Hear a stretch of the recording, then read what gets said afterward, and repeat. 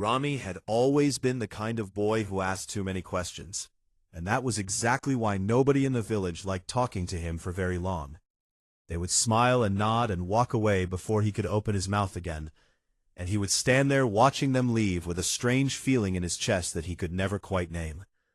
He lived with his grandmother in a small house near the edge of a forest that stretched so far into the distance that nobody had ever reached the other side, or at least nobody had ever come back to tell the story. His grandmother would sometimes sit by the fire at night and say, "That forest has a memory, Rami, and it does not forget the people who enter it." He never understood what she meant by that, but the words stayed in his mind like a song he could not stop humming. One morning when the sky was gray and the air smelled like rain, Rami went to the old shed behind the house to look for firewood. The shed had been there longer than anyone could remember, and its walls were covered in thick green moss that made it look like something growing out of the earth rather than something built by human hands. He pushed open the door and stepped inside, and the smell of old wood and dust filled his nose immediately. He began moving things around, pushing aside broken chairs and rusty tools, when his foot hit something hard under a pile of old cloth. He pulled the cloth away and found a wooden box that was unlike anything he had ever seen before. It was dark brown, with strange symbols carved into every side, and when he touched it, he felt a warmth coming from inside, as if something alive was resting within. His heart began to beat faster as he lifted the lid. Inside the box, there was a piece of leather that had been folded many times over, and when he carefully unfolded it, he realized he was holding a map. But this was not like any map he had seen in his school books. This one showed mountains and rivers and valleys that did not match any place he knew, and at the very center of the map there was a drawing of a great city surrounded by walls made of what looked like crystal. Underneath the city, written in letters so small he had to bring the leather close to his face, were the words, "Valora, the city that sleeps beneath the stars." Rami's hands were shaking now, not from fear, but from excitement. He folded the map carefully and put it inside his jacket, then ran back to the house where his grandmother was sitting in her chair by the window, watching the clouds move across the sky. "Grandmother," he said, trying to keep his voice calm, "have you ever heard of a place called Valora?" The old woman turned her head slowly, and the look on her face changed in a way that Rami had never seen before. Her eyes went wide, and her lips pressed together tightly, and for a long moment she said nothing at all. "Where did you hear that name?" she asked, and her voice was barely louder than a whisper. "I found a map in the shed," he said, pulling it from his jacket and holding it out to her. She did not take it. She simply stared at it, as if it were a living creature that might bite her hand. "That map belonged to your grandfather," she said finally, and her voice was heavy with something Rami thought might be sadness, or maybe fear, or maybe both at the same time. He spent his whole life looking for that city, and it was that search that took him away from us forever. Rami felt a coldness run through his body. He had never known his grandfather. The man had disappeared long before Rami was born, and his grandmother rarely spoke about him. "Did he find it?" Rami asked. His grandmother shook her head slowly and said, "He went into the forest one morning, just like any other morning, and he never came back. Some people in the village said he got lost, and some said the forest took him, but I always believed he found what he was looking for and simply could not return." She paused and looked directly into Rami's eyes with an expression that was so intense it made him hold his breath. "That city is not a fairy tale, Rami. It is real, and it is dangerous, and you must promise me that you will never go looking for it." Rami nodded and said, "I promise, grandmother." But even as the words left his mouth, he knew deep inside that he was lying. Something about that map had awakened a feeling in him that was stronger than any promise, stronger than any fear. It was the feeling that he had been waiting his whole life for this moment, without even knowing it. That night he could not sleep. He lay in his bed with the map spread out on his chest, tracing the lines with his finger in the darkness, imagining the mountains and the rivers and the great crystal walls of Valora. He thought about his grandfather, a man he had never met but suddenly felt connected to in a way he could not explain. Had he felt the same thing when he first held this map? Had his heart beaten this fast? Had his mind raced with the same wild thoughts? By the time the first light of morning appeared at his window, Rami had made his decision. He was going to find Valora, no matter what it took, no matter how dangerous the journey might be. He got out of bed quietly and packed a small bag with bread and cheese and a water bottle and a warm blanket. He put the map in the safest pocket of his jacket, the one closest to his heart, and he wrote a short note to his grandmother that said simply, "I am sorry, but I have to know the truth." He placed the note on the kitchen table, took one last look at the small house that had been his whole world for as long as he could remember, and then he stepped outside into the cool morning air. The forest stood before him like a wall of green and shadow, and for a moment he felt his courage shake inside him like a leaf in the wind. But then he remembered the name, Valora, and it filled him with a warmth that pushed the fear away. He took his first step forward, and then another, and before he knew it, the trees had closed behind him, and the village was gone, and there was nothing around him but the deep, breathing silence of the forest. The ground under his feet was soft and covered with old leaves, and the air smelled of earth and rain, and something else, something sweet and strange that he had never smelled before. The trees here were enormous, their trunks as wide as houses, their branches reaching so high that he could barely see where they ended. He walked for what felt like hours, following the path that the map showed, turning left at a rock shaped like a sleeping bear, crossing a stream that sparkled with water so clear he could see every stone at the bottom. And then, just when he was beginning to feel tired and hungry and a little afraid, he heard something that made him stop completely. It was a voice, soft and distant, and it was calling his name. "Rami," the voice said, and it seemed to come from everywhere and nowhere at the same time, floating through the trees like a gentle wind. He stood perfectly still, his heart pounding, his ears straining to hear it again.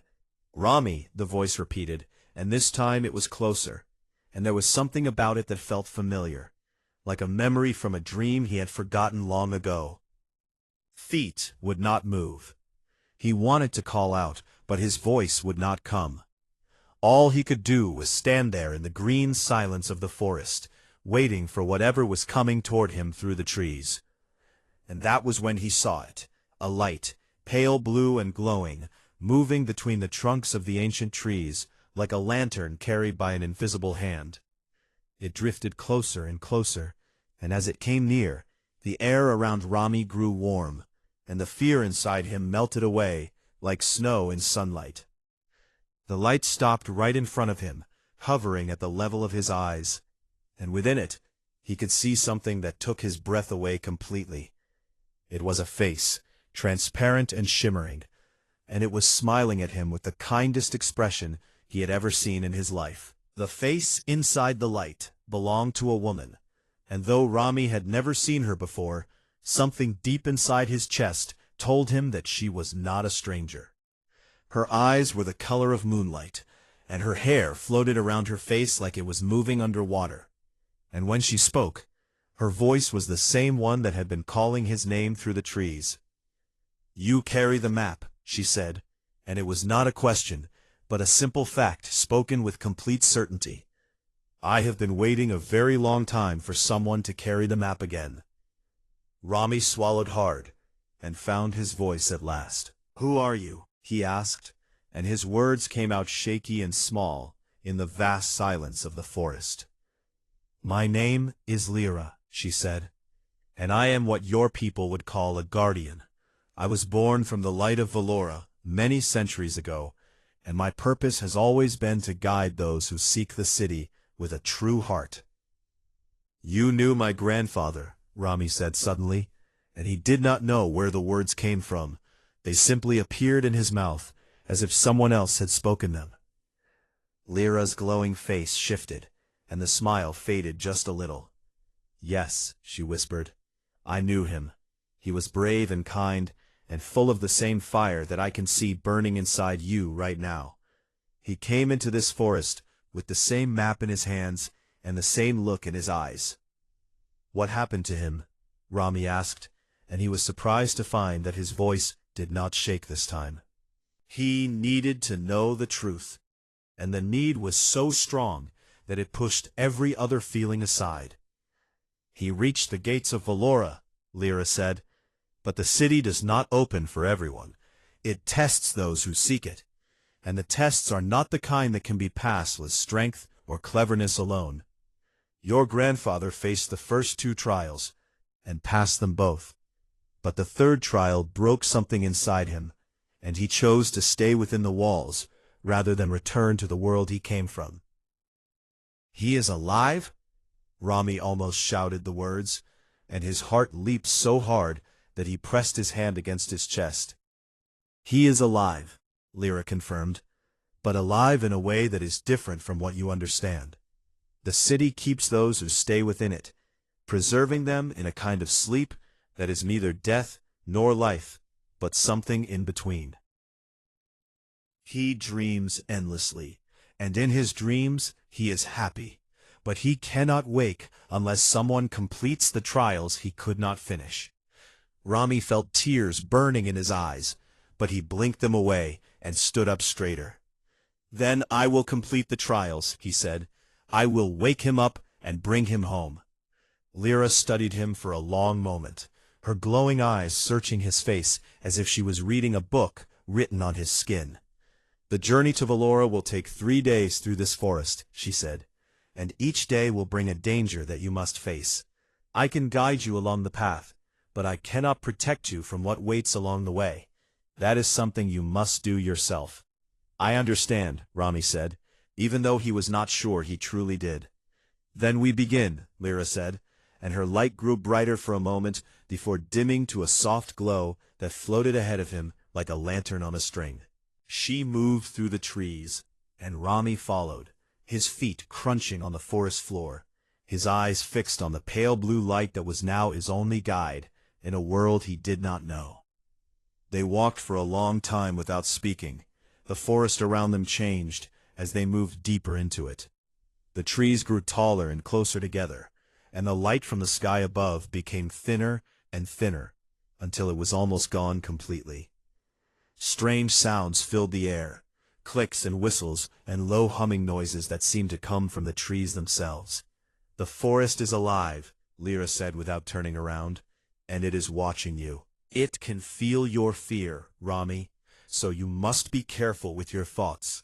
The forest feeds on strong emotions, and if you let your fear grow too large, it will use that fear against you." "How?" Rami asked, looking around nervously at the shadows that seemed to move between the trees. "It creates illusions," Lyra explained, "pictures and sounds that are not real, but feel completely real to the person experiencing them.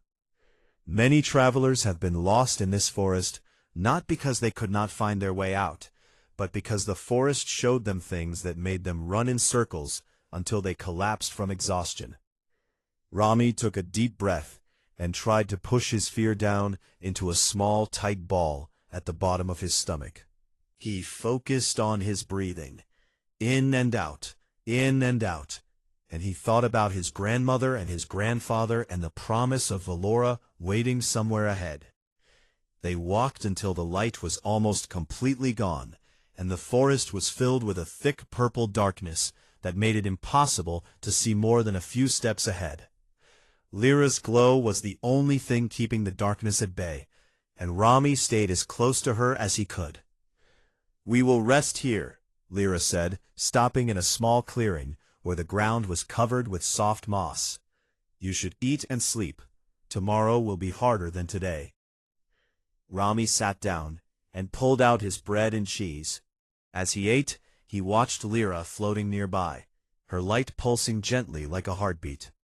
"Lyra," he said between bites, "what are the trials of Valora? Can you tell me what to expect?" She was quiet for a moment before answering. "There are 3 trials," she said, "and each one tests a different part of who you are. The first trial tests your honesty. It forces you to face the truths about yourself that you have been hiding from. The second trial tests your compassion. It puts you in a situation where helping someone else means giving up something you value deeply. And the third trial—" She paused, and Rami noticed that her light flickered for just a second. "The third trial tests your courage," she continued, "but not the kind of courage that comes from fighting or being strong. It tests the courage that comes from letting go of the thing you want most in the world." Rami felt a chill run down his spine. "What does that mean?" he asked. "You will understand when you get there," Lyra said softly. "And I hope that you will make a different choice than your grandfather did." Those words stayed with Rami as he wrapped himself in his blanket and lay down on the soft moss. He stared up at the tiny patches of sky visible through the canopy of leaves above him, and he could see a few stars shining like distant fires.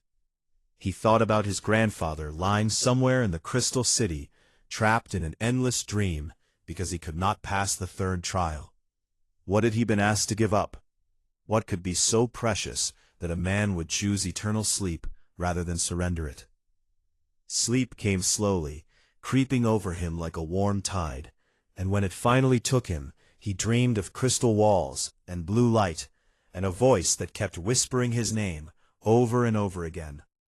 He woke to the sound of birds, thousands of them it seemed, singing a song so beautiful that for a moment he forgot where he was. Then the memory came rushing back, and he sat up quickly, looking around for Lyra. She was there, floating just above the ground a few feet away, her light dimmer in the gray morning, but still visible. "Good morning, Rami," she said. "Are you ready for the first danger of the forest?" Before he could answer, the ground beneath him trembled, and a sound like thunder rolled through the trees. The birds went silent instantly, and the air grew cold and heavy. "What is that?" Rami asked, scrambling to his feet. "It is the forest's first test," Lyra said, and her voice was calm but serious. "Remember what I told you. Do not trust what your eyes show you. The forest will try to trick you now, and the only way to survive is to hold on to what you know is true." The trembling grew stronger, and the trees around the clearing began to move, not like trees move in the wind, but like living creatures, shifting their bodies. Their branches twisted and reached downward like arms, and their bark split open to reveal dark hollow spaces that looked horribly like mouths. And then, from between the moving trees, a figure stepped into the clearing, and when Rami saw who it was, his blood turned to ice inside his veins. It was his grandmother. She stood there, looking at him with tears running down her face, and she said, "Rami, why did you leave me? I am all alone now, and my heart is broken because of what you have done. Please, come back home. Please." Every word hit Rami like a stone, and the guilt that flooded through him was so powerful that he took a step toward her without even thinking. His hand reached out, and the figure of his grandmother reached back. "Rami, stop!" Lyra's voice cut through the air like a blade. "That is not your grandmother. It is the forest using your guilt to trap you. Look at her shadow. She has no shadow because she is not real." Rami looked down, and Lyra was right. The figure standing before him cast no shadow on the ground, even though every tree and every rock around them had one. He pulled his hand back and closed his eyes tightly. "You are not real," he said, and his voice was firm, even though tears were falling from his eyes. "My grandmother is safe at home, and I will return to her, but not today. Today, I keep walking forward." The figure let out a scream that echoed through the entire forest, and when Rami opened his eyes, she was gone, and the trees had stopped moving, and the morning sun was breaking through the leaves above him like golden rain. He had passed the first danger of the forest, but his hands were still shaking, and the sound of that scream would stay with him for a very long time. They walked through the forest for the entire second day, and the world around Rami changed so much that he felt like he was traveling through a dream that kept shifting its shape. The trees became stranger the deeper they went. Some had bark that was silver like metal, and some had leaves that glowed faintly with a golden light, and some had roots that rose out of the ground and formed bridges and arches that looked like they had been carved by an artist rather than grown by nature. Lyra moved ahead of him in silence for most of the morning, and Rami was grateful for the quiet, because his mind was still heavy from what had happened the day before. The image of his grandmother crying in the clearing would not leave him, and even though he knew it had been a trick of the forest, the guilt sitting in his chest was very real. "You are thinking about her," Lyra said suddenly, breaking the silence without turning around. "Yes," Rami admitted. "I know she was not real, but the feelings I had when I saw her, those were real, and I cannot stop thinking that maybe I made a terrible mistake by leaving home." Lyra stopped and turned to face him, and her glowing eyes were soft with understanding. "The fact that you feel guilt means that you love her deeply," she said, "and love is never a mistake, Rami. You did not leave her because you do not care. You left because you believe there is something worth finding, and that belief is the only thing that will carry you through what is ahead." Rami nodded slowly and wiped his eyes with the back of his hand. "Thank you, Lyra," he said. She smiled gently and turned to continue leading the way. "Save your thanks for after we reach Valora," she said. "We still have a long way to go, and the second danger of the forest is waiting for us." They continued walking, and the path on the map led them down into a valley where a river flowed through the trees. The water was dark blue and moved slowly, almost lazily, and the banks on both sides were covered with flowers that Rami had never seen before. They were purple and red and orange, and they seemed to turn their heads to follow him as he walked past them. "Do not touch the flowers," Lyra warned. "They are called memory blooms, and if you touch one, it will pull a happy memory from your mind and trap it inside itself. You would lose that memory forever." Rami pulled his arms close to his body and walked very carefully along the riverbank, making sure not to brush against any of the colorful flowers that reached toward him as if they were hungry. They followed the river for about an hour until they came to a place where the water widened into a large pool surrounded by tall rocks. And there, sitting on one of the rocks near the edge of the pool, was a boy. He looked about the same age as Rami, with dark hair and thin arms, and clothes that were torn and dirty. His face was pale and tired, and when he looked up and saw Rami, his eyes filled with a mixture of hope and fear. "Please," the boy said, and his voice was hoarse, as if he had not spoken in days. "Please help me. I have been lost in this forest for so long that I cannot remember how I got here. I am hungry and cold, and I think something is following me through the trees." Rami felt his heart squeeze with sympathy. He looked at Lyra, but her face showed no expression at all. She simply floated there, watching, waiting to see what he would do. "Is he real?" Rami whispered to Lyra. "He is real," Lyra said quietly.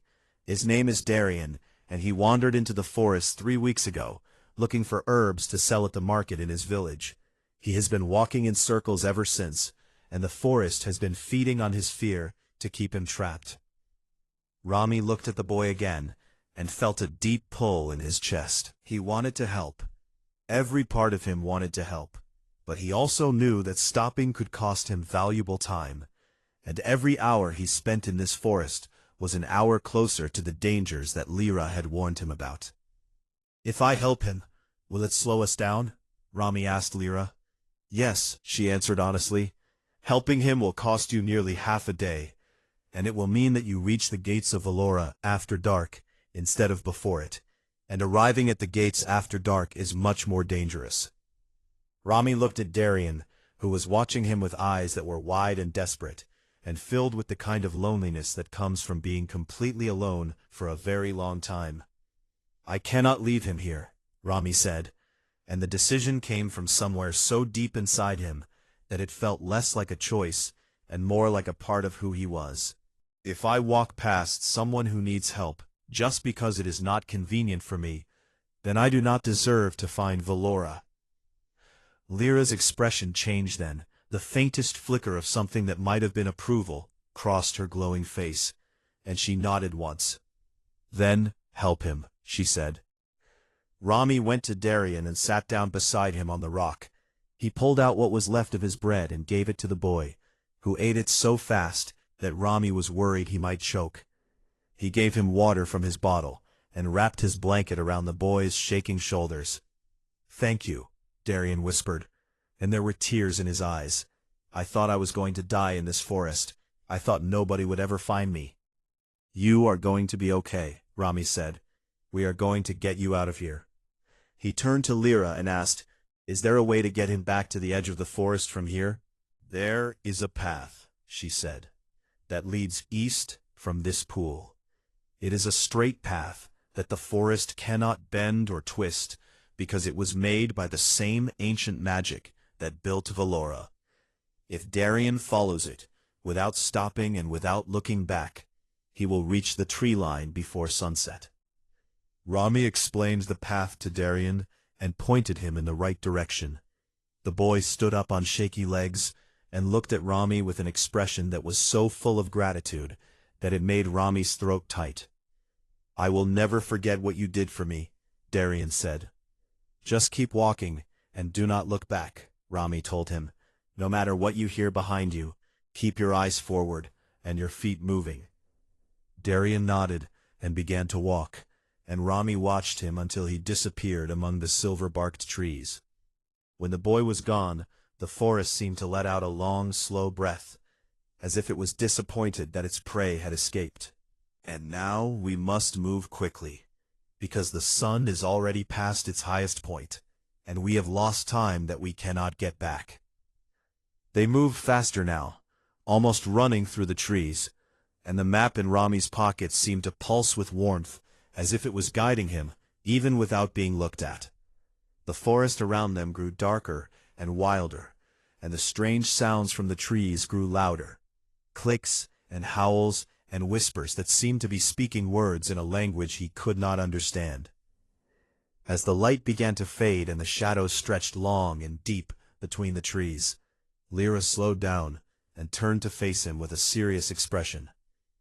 "The second danger is close," she said, "and this one is different from the first. The forest will not try to trick you this time. Instead, it will test your body and your will." Before she could say more, the ground in front of them opened up, and Rami found himself standing at the edge of a canyon that stretched from left to right as far as he could see.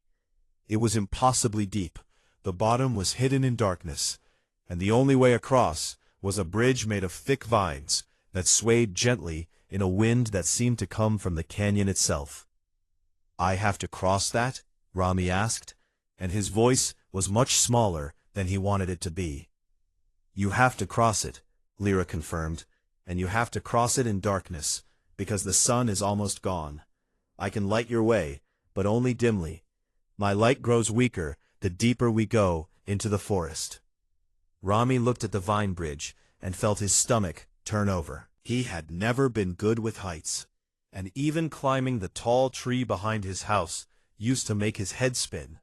But he thought about his grandfather sleeping in Valora, and he thought about Darien walking toward freedom because Rami had stopped to help, and he thought about his grandmother waiting at home, and all of those thoughts together built a wall inside him that the fear could not climb over.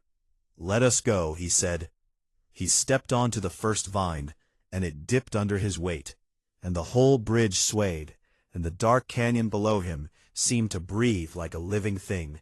He gripped the side vines with both hands and took another step, and then another, and each step was a battle between the part of him that wanted to move forward and the part that wanted to turn around and run.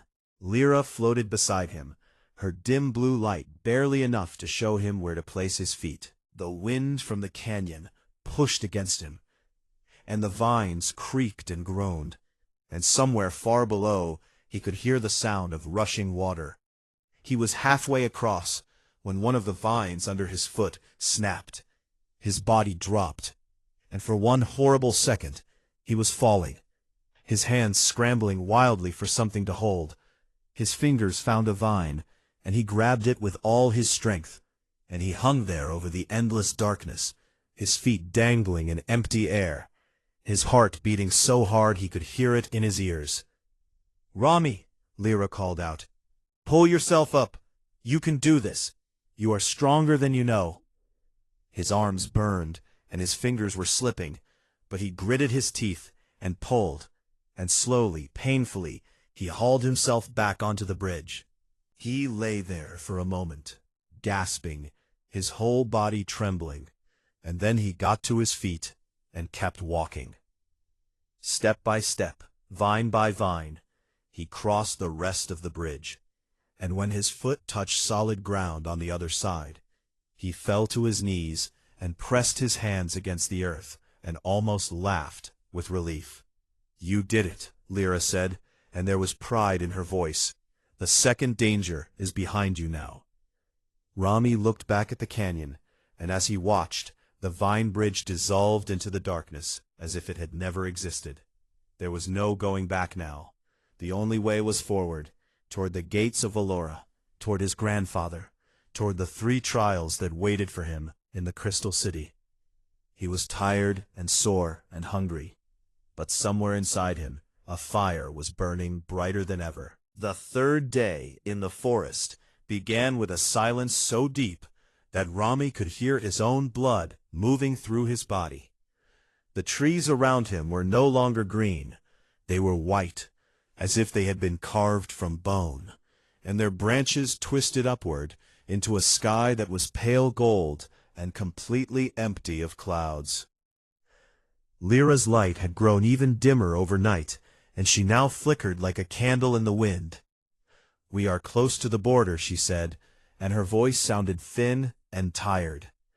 "The forest ends soon, and beyond it lies the Valley of Glass, and beyond that are the gates of Valora." "You sound weak," Rami said, looking at her with concern. "Are you all right?" "My light comes from Valora," she explained, "and the closer I get to the city, the more my energy is pulled back toward it.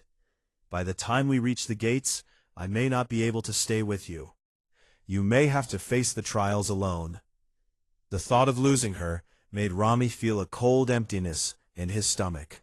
In just 3 days, Lyra had become the closest thing he had to a friend in this strange and dangerous world, and the idea of walking into the Crystal City without her guidance made him feel very small. But he pushed the feeling down and said, "Then let us make the most of the time we have. Tell me everything you can about the trials before your light fades." Lyra nodded and began to speak as they walked through the white forest. "The first trial is called the Mirror of Truth," she said. "When you enter Valora, you will find yourself in a room with walls made of mirrors. But these are not ordinary mirrors. They do not show your face. Instead, they show you the parts of yourself that you have been trying to hide, the lies you have told, the things you are ashamed of, the weaknesses you pretend do not exist." Rami swallowed hard. "And what do I have to do?" "You must look at every mirror and accept what you see. You must not turn away, and you must not deny what is shown to you. The trial ends when you can stand in the center of the room and say the words, 'I see myself,' and mean them completely." "That does not sound so difficult," Rami said, though his voice lacked confidence. "It is more difficult than you can imagine," Lyra replied. "Your grandfather passed this trial, but it took him 3 hours, and when he emerged, he was weeping, not from sadness, but from the weight of seeing himself so clearly for the first time." They continued walking, and the white trees began to thin out until Rami could see open ground ahead. "The second trial," Lyra continued, "is called the Room of Sacrifice. You will be placed in a situation where someone you care about is in danger. And the only way to save them is to give up something that matters deeply to you. It could be a memory, an ability, a part of your identity. What did my grandfather give up? Rami asked. He gave up his memory of your grandmother, Lyra said softly. He was shown a vision of her, trapped and suffering, and to free her, he had to surrender every memory he had of their life together. He did it without hesitation, and that is how he passed the second trial. But it broke something inside him, because without those memories, he no longer knew why he had come to Valora in the first place. Rami felt a wave of emotion so powerful that he had to stop walking. His grandfather had given up his most precious memories to save the woman he loved, and in doing so, he had lost the very thing that gave his journey meaning. And the third trial? Rami asked, his voice rough. Lyra was quiet for a long time before she spoke. The third trial is called the Gate of Letting Go, she said, and I cannot tell you exactly what it will ask of you, because it is different for every person who faces it. But I can tell you this. It will ask you to release the thing you want most, and you must do it willingly and without anger or regret. My grandfather could not do it, Rami said. No, Lyra whispered. When he reached the third trial, the thing he wanted most was to remember, to get back the memories he had sacrificed in the second trial. The gate asked him to accept that those memories were gone forever, and to walk forward into a new life without them, but he could not do it. He could not let go of what he had lost, and so the city put him to sleep, and there he has remained ever since. They emerged from the forest then, and Rami stopped breathing for a moment at what he saw. The valley of glass stretched before him like something from a painter's wildest imagination. The ground was smooth and reflective, like the surface of a frozen lake, and it caught the pale golden light from the sky and scattered it in every direction, so that the whole valley sparkled and shimmered as if it were made of diamonds. And there, at the far end of the valley, rising up against the golden sky like a dream made solid, was Valora. The city was enormous, far bigger than anything Rami had ever imagined.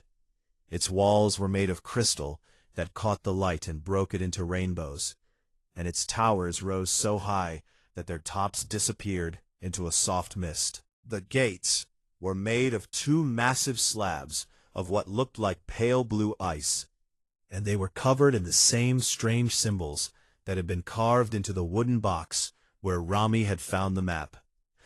"It is beautiful," Rami whispered, and the word felt completely inadequate for what he was seeing. "It is beautiful," Lyra agreed, "and it is also the most dangerous place you will ever enter. Do not let its beauty make you forget that." They crossed the valley together, their reflections moving beneath them in the glass ground. And with every step, the city grew larger and more magnificent. Rami could see details now, windows that glowed with warm light, bridges connecting the towers like threads of silver, gardens on the rooftops where plants with luminous flowers grew in impossible colors. When they reached the gates, Lyra stopped, and her light flickered violently. "This is as far as I can go," she said, and her voice was barely a whisper now. "My light is being pulled back into the city. I must return to the place where I was born." "Will I see you again?" Rami asked, and he hated how desperate the question sounded. "If you pass the trials," Lyra said, "you will see me again. But if you fail, the city will put you to sleep just as it did your grandfather, and we will both dream forever in its crystal halls." She reached out a hand made of light and touched his chest, right over his heart, and Rami felt a warmth spread through his entire body. "Remember who you are," she said. "Remember why you came here. And when the third trial asks you to let go, have the courage to open your hands and release what you are holding." Her light pulsed one final time, bright and beautiful, and then she dissolved into 1,000 tiny sparks that drifted through the air and passed through the crystal walls of the city, like fireflies disappearing into the night. Rami stood alone before the gates of Valora. He was 13 years old. He was tired and scared and far from home, and the only things he had were a map, an empty water bottle, and a heart full of determination. He placed his hand on the gate, and the crystal was warm under his fingers.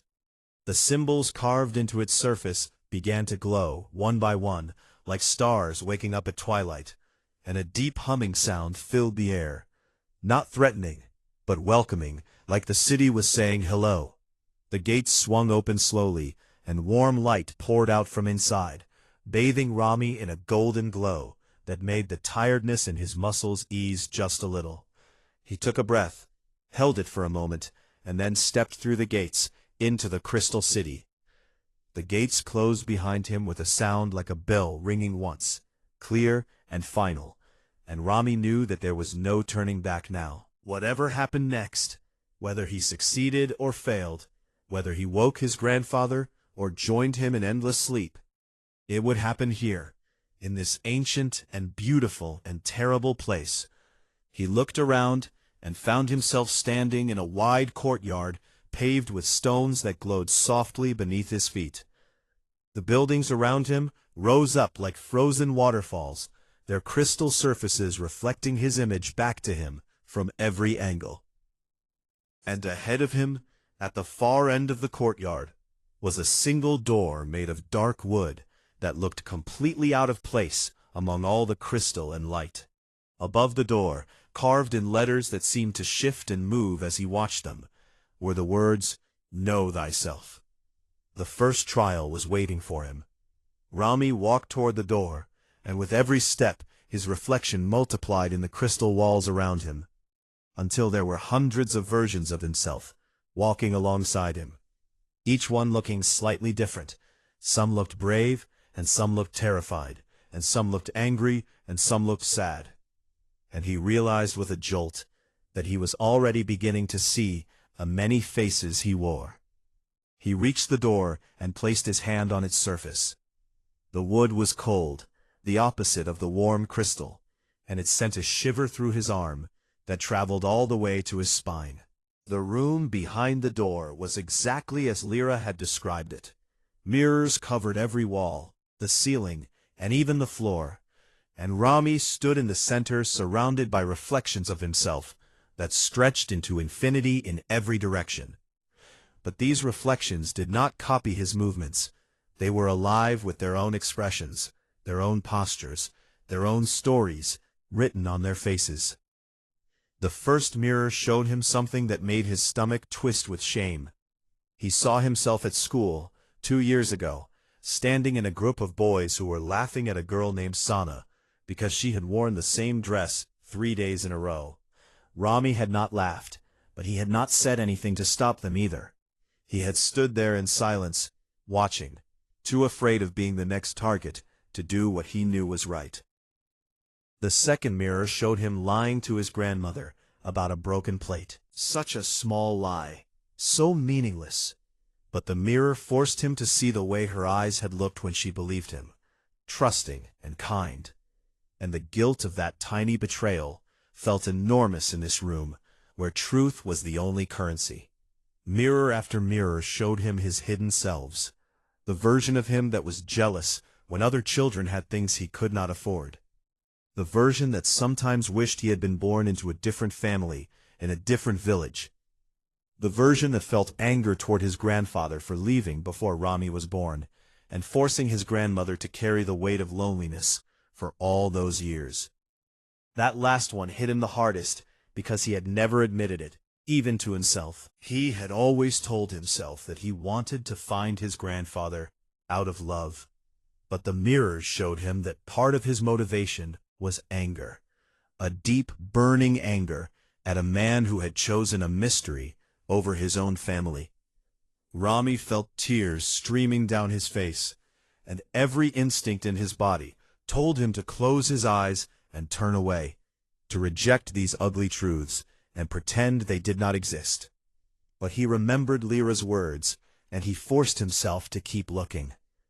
He turned slowly, facing each mirror one at a time, and with each one, he whispered, "I see you. You are part of me.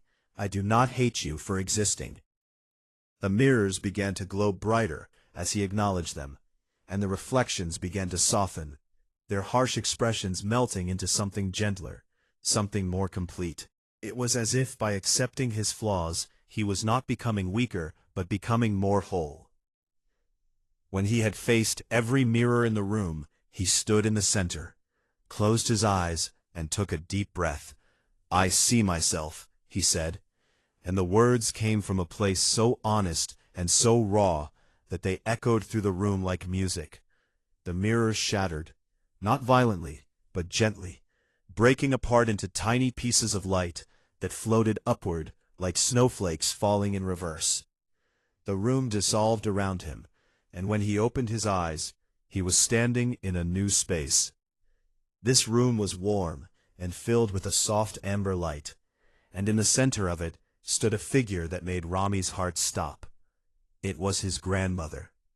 She was trapped inside a column of ice, her eyes closed, her face peaceful as if she were sleeping, and the cold radiating from the ice filled the entire room.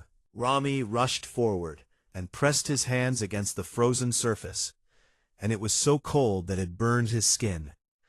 A voice filled the room, deep and ancient and belonging to the city itself. "Before you stands someone you love," it said. "She will remain frozen unless you offer a sacrifice.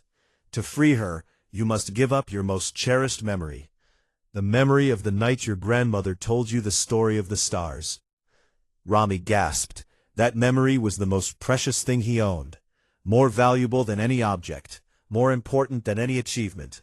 He had been 5 years old, lying on a blanket in the grass behind their house, and his grandmother had pointed to the sky and told him that every star was a wish that someone had released into the universe. She had told him that if he ever felt lost or alone, all he had to do was look up and remember that the sky was full of wishes waiting to find their way home.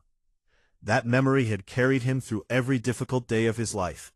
It was the memory he returned to when he was sad, when he was scared, when the world felt too big and too cold. "If I give it up, it will be gone forever?" Rami asked. "Forever," the voice confirmed. "You will know that it existed, but you will never be able to feel it again. It will be like a word you have forgotten. You will know there was something there, but the shape of it will be lost." Rami looked at his grandmother's frozen face and felt his heart crack down the middle. He understood now what his grandfather had felt in this room, and he understood the terrible weight of what was being asked. But unlike his grandfather, Rami had something else to hold on to. He had the knowledge that his grandmother was real and alive and waiting for him at home, and no memory, no matter how beautiful, was worth more than the living, breathing person it came from. "I give it up," he said, and the moment the words left his mouth, he felt something leave him. A warmth that had lived in his chest for as long as he could remember simply vanished, and in its place was an empty space that ached like a wound. The ice around his grandmother's figure cracked and melted, and the figure dissolved into light. And Rami knew that it had been a test. She had never really been there. But the sacrifice was real. The memory was gone, and he could already feel the empty place where it used to live. He simply stood there, breathing, letting the loss settle into him like water soaking into dry earth. The amber light faded, and a new door appeared before him, this one made of pure white crystal, and above it were the words, "Let go, the third trial." Rami walked toward the door on legs that felt heavy with exhaustion and loss. He placed his hand on the crystal, and it opened into a room that was unlike anything he had seen before. It was vast and open, with no walls and no ceiling, just an endless white space that stretched in every direction. And there, in the center of the white space, lying on a bed of crystal flowers, was his grandfather. He looked exactly as Rami had imagined him, an older man with silver hair and strong hands, and a face that carried the marks of a life lived with passion and purpose. His eyes were closed, and his breathing was so slow it was barely visible, and around his body a faint blue light pulsed gently, keeping him suspended between sleeping and waking. Rami walked to him and knelt beside the bed of crystal flowers, and looked at the face of the man he had traveled so far to find. "I am here, grandfather," he whispered. "I came to bring you home." The voice of the city spoke again. "The third trial is before you, Rami. You have come to this city seeking your grandfather, and that desire has driven you through every danger and every sacrifice.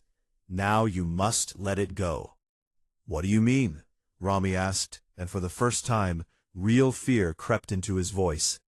"To wake the sleeper, you must release your need to save him," the voice said. "You must accept that his choice to stay was his own, and you must forgive him for it. You must stop carrying the weight of his absence and let it fall from your shoulders. The gate opens, not for those who hold on tightly, but for those who can open their hands." Rami felt the anger rise in him, the same anger the mirrors had shown him. The anger at a grandfather who had left, who had chosen a legend over a family, who had caused years of pain and loneliness for the woman who loved him most. "He left us," Rami said, and his voice shook. "He left grandmother alone, and she spent her whole life carrying that sadness. How can I let that go?" "Because holding on to it does not change what happened," the voice said gently. "Your anger is a chain, Rami, and it binds you just as surely as the sleep that binds your grandfather. To set him free, you must first set yourself free." Rami looked at the sleeping face of his grandfather, and felt the anger and the love fighting inside him like two rivers crashing together. He wanted to scream, and he wanted to cry, and he wanted to grab the old man by the shoulders and shake him awake, and demand to know why he had left. But deep down, beneath all the anger and all the hurt, Rami understood something that his grandfather had not been able to understand when he faced this same trial. Letting go did not mean forgetting, and it did not mean that the pain did not matter. It meant accepting that some things could not be changed, and choosing to move forward anyway. He placed his hand on his grandfather's chest and closed his eyes. "I forgive you," he said, and the words felt like pulling a knife out of a wound. Painful at first, but followed by a rush of relief, so powerful that it nearly knocked him over. "I forgive you for leaving. I forgive you for the years grandmother spent alone. I forgive you, because holding this anger has made me heavy, and I want to be light again."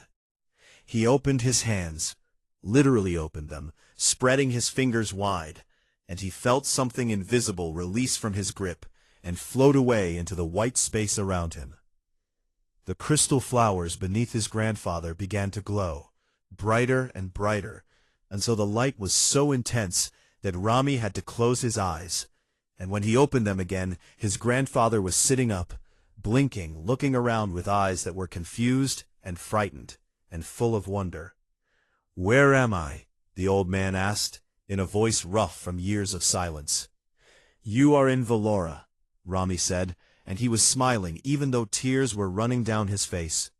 "And my name is Rami, and I am your grandson, and I have come to take you home." His grandfather stared at him, and slowly, so slowly, recognition dawned in those old eyes. Not recognition of Rami's face, because they had never met, but recognition of something deeper, a connection that ran through their blood like a river that could not be stopped. "Home," his grandfather repeated, and the word fell from his lips like something sacred. The white space around them began to change. Walls of crystal rose up, and then dissolved, and the ground shifted beneath their feet. And suddenly, they were standing outside the gates of Valora, under a sky full of stars, so bright and so close that Rami felt he could reach up and touch them. Lyra appeared before them, whole and shining, her light fully restored. "You did it," she said, and her smile was the most beautiful thing Rami had ever seen. "All 3 trials are complete, and the sleeper is awake." She looked at Rami's grandfather with ancient eyes and said, It is time for you to go home, old friend. There is someone waiting for you, who never stopped believing you would return. The journey back through the forest took only a single night, because the forest, no longer needing to test them, opened a straight and gentle path that led them through the white trees and the silver trees and the green trees until they could see the edge of the village glowing in the morning light. And there, standing at the border, where the forest met the open fields, was Rami's grandmother. She was wrapped in a shawl, and her eyes were red from crying, and she held Rami's note in her trembling hand. When she saw them, both of them, her face changed in a way that Rami would never be able to describe with words. It was like watching the sun rise inside a person. She ran to them, and Rami's grandfather caught her in his arms, and they held each other, without speaking, for a very long time, while Rami stood nearby, watching, feeling the empty place in his chest where his stolen memory had been slowly beginning to fill with something new, something that was being made right now, in this very moment, and that would be just as precious as anything he had lost. He looked back at the forest one last time, and thought he saw a pale blue light flickering between the trees, and he raised his hand in a quiet goodbye. Then he turned and walked toward his family, and the morning sun was warm on his face, and the sky above him was full of stars that he could not see, but knew were there, wishes waiting to find their way home.